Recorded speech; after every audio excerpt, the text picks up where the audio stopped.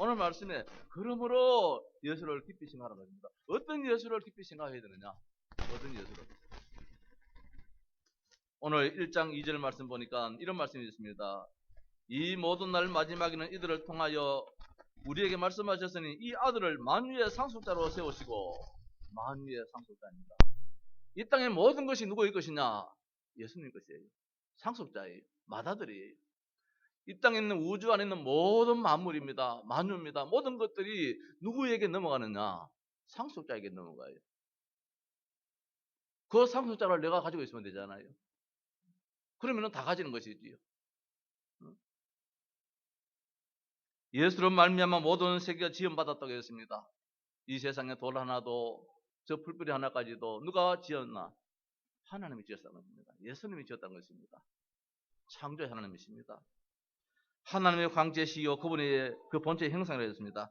바로 그분이 누구냐? 예수님이 바로 하나님이시라는 것입니다. 진짜 하나님이십니다. 그분은 죄가 없으신 분이기에 죄를 정결케 하시는 분이라고 1장 3절에서 말씀해 주고 있습니다. 높은 곳에 계신 지극히 크신 이의 우편에 계시는 분이라고 했습니다. 우리 힘이 되시는 분입니다. 지극히 높으신 분의 오른편에 계십니다. 우편에 계십니다. 힘입니다. 천사보다도 훨씬 뛰어남입니다. 천사도 대단한데 영물인데 천사와 비교할 수 없는 그분이 하나님이십니다. 모든 천사가 그 주님께, 그 예수 그리스도께 경배한다고 했습니다. 경배받을 대상자입니다. 영존할 것이며 연대가 담이 없다는 것입니다. 영원한 존재입니다. 다임입니다. 영원한 존재입니다. 연대가 담이 없습니다. 나이에 제한이 없다는 것입니다. 인간은 70이고 80인데 키도 100인데 예수 그리스도는 어제나 오늘나 영원토록 동일하십니다.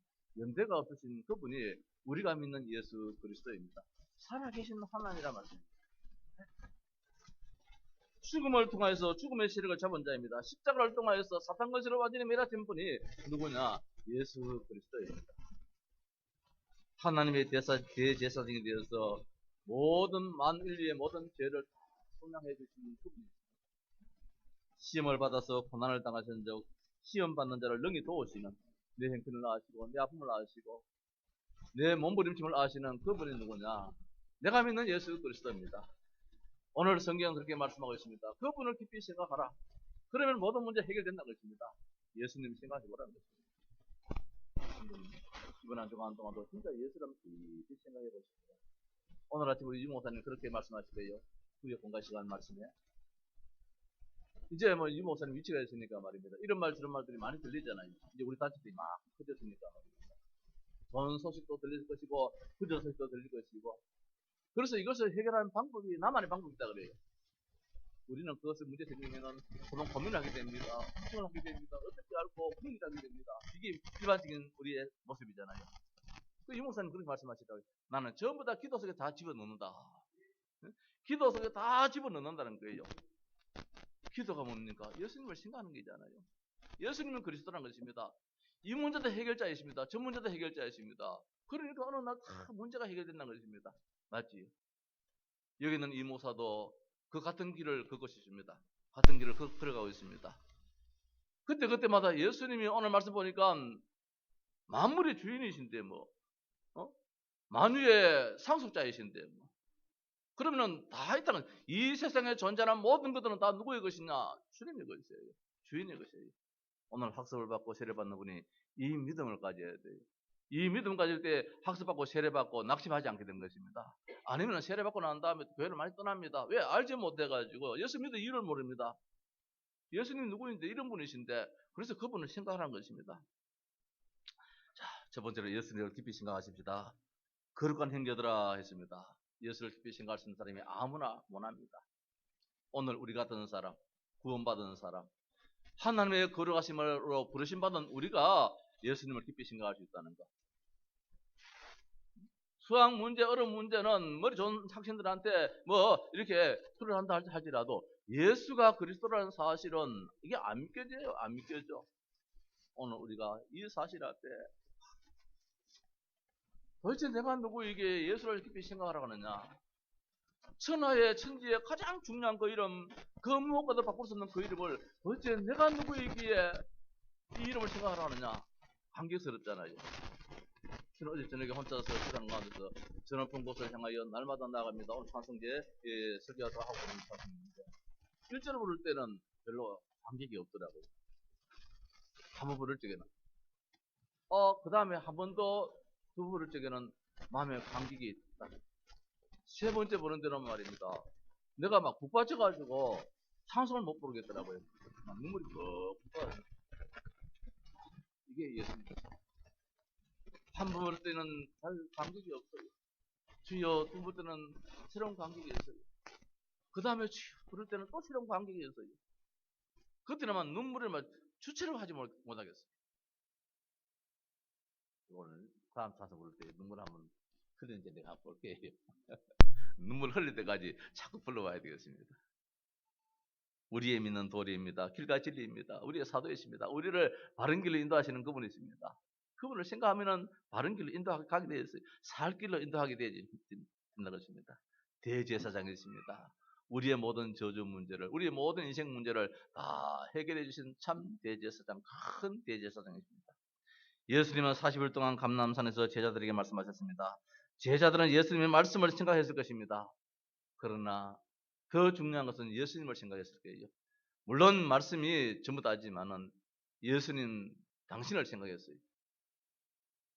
2000년 전에 하늘로 올라가신 그 예수님을 우리는 오늘 다시 한번 더 말씀 속에서 생각할 수 있는, 우리 자식들이 엄마 생각하고 아버지 생각하니까 그저 눈물을 흘리더라고요.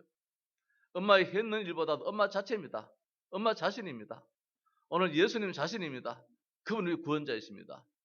성경의 말씀이 하나님이시고 성경 말씀이 예수님이시겠지만은 말씀도 우리는 굳게 믿어야 되겠지만 근본적으로 예수님입니다. 그 본체입니다. 더 나아가서 예수를 굳게 붙잡아라. 생각하는 것도 중요하지만 잡아버려야 돼요. 내 것으로 만들어야 돼요. 죄 문제, 저주 문제, 사탄 문제, 우리가 얼마나 몸서리칩니까? 저도 목회를 해보면서 큰 목회는 아니다 할지라도 얼마나 이 목회에 사탄의 역사가 많이 따르는지 말입니다. 처음에 개척할 때부터 시작해서 얼마나 역사가 많이 따르는지. 할 일은 하나밖에 없는 것 같아요. 사탄을 결박하는 것, 기도하는 것밖에 없는 것 같아요. 우리의 큰 대제사장입니다. 내 모든 문제를 다 해결하시는 분이십니다. 성천하신 이곳 하나님의 아들 예수입니다. 하나님이십니다. 창조자이십니다. 구원자이십니다. 이분을 잡아야 돼요. 놓치면 안 돼요. 우리는 돈을 잡기를 원하지만 예수 그리스도를 안 잡으려고 그럽니다. 잡아야 돼요. 놓치지 말아야 돼요. 꿈속에서 잡아야 돼요. 우리가 믿는 도리의 사도이십니다. 우리의 길입니다. 다른 길이 없습니다. 생명길이고 참길이고 사는 길입니다. 예수를 굳게 잡으시기를 주의 이름으로 축원합니다. 부끄러움 없이 예수님께 나아갑시다. 우리는 자꾸 죄의식에 붙잡아가지고 나는 부족한데, 나는 모자란데, 나는 기도도 안 했는데, 나는 예배도 못 드렸는데 자꾸 내 자신한테 붙잡힙니다. 아닙니다. 오늘 말씀에 함께 하늘의 부르심을 받은 거룩한 형제들아, 그렇게 말씀하고 있습니다. 아마 이 말씀을 받은 사람들은 열심히 신앙생활 예배 잘 드는 사람도 있었을 것입니다. 이 말씀을 받는 사람 가운데서는 1년에 한두 번 교회 나가는 사람도, 예배 드는 사람도 없잖아요. 있을 수 있겠지요. 여기에 붙잡히지 말라는 것입니다. 죄의식에 붙잡히지 말라는 것입니다. 죄의식에 사로잡히면 늘 사탄한테 업어치기 따라 늘 넘어지게 됩니다. 담대하시고 담대하게. 그분은 우리입니까? 단순하게 우리를 불쌍히 여기시는 분은 아닙니다. 사람이 제일 비참한 것이 그 누구로부터 불쌍히 여김받는 그게 참 비참하잖아요. 그러나 긍휼입니다. 사랑이 담겨 있는 것입니다. 오늘 우리는 단순하게 주님으로부터 야, 안 되겠다, 불쌍하다 이런 존재가 아닙니다. 하나님의 사랑이 담겨 있는 그 불쌍함입니다. 하나님이 안 해주면 안 돼야지는 불쌍하다 그냥 돌아설 수 있습니다. 그러나 긍휼이 담겨 있는 그 불쌍함은, 사랑이 담겨 있는 불쌍함은 어떻든 도움받게 됩니다. 저 길거리 가다가, 저 다리 위에 가다가 말입니다. 어떤 참 그린들이 손을 내밉니다. 한 번 달라 할 때에 불쌍하다 그걸 끝나버립니다. 만약에 내 마음속에 긍휼의 마음이 담겨 있다면 말입니다. 내 몸에 돈이 없어 수표가 있다 할지라도 수표를 던져줄 것입니다. 긍휼입니다. 그분 앞에 담대히 나가는 것입니다.